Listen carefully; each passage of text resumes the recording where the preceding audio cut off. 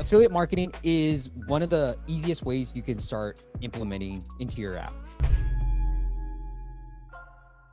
If there's a physical component, something that people can buy that is a complement to your app, think about just adding a quick little link in your settings tab, like, hey, here's the physical product, or here's some great products we recommend on Amazon.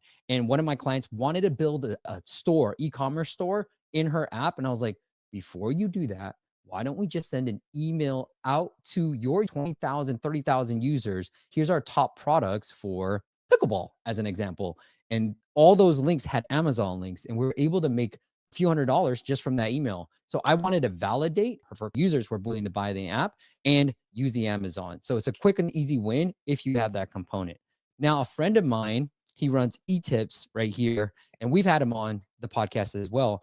But his apps are purely all affiliate marketing. I used his app when I was in Barcelona, and I booked a lot of tours and travel activities within his app. But that is a purely affiliate model where I book a travel, he gets paid a percentage of every book travel. So rather than trying to get like $60 from a user, if I'm booking a $400 package, and let's just assume he makes 10% off of that, he's getting $40 off that one package. And I booked a few different packages within his app. He went from charging paid up front because he's been in the App Store for a long time, and then moving to in-app free with in-app purchases, to free with subscriptions, to now this model, and it's working out really well for him. I do think that ads future subscriptions, the highest I've seen is 25% trial activation rate from install, but typically we've seen around 5 to 10% range. And ads, in my opinion, tell the user that, hey, there's a premium product behind this.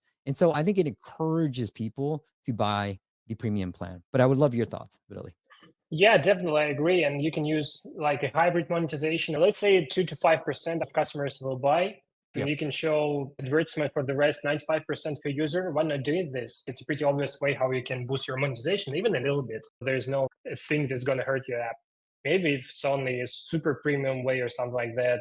But in that case, I would say just sell free trials. The 5 to 10% was the trial activation, but ultimately Trial, trial to okay. paid. Yeah, trial to paid is going to be some drop off. And then what Vitaly said, it's normally 2 to 5% of all the installs typically buy your app. So that's like 95, 98% that are not buying your app. I'm going to break down one of my favorite apps, Wonder. They're one of the biggest subscription companies based out in Turkey. Codeway. It is an AI art generator app, and they're making pretty good money here. I'm just going through their flow.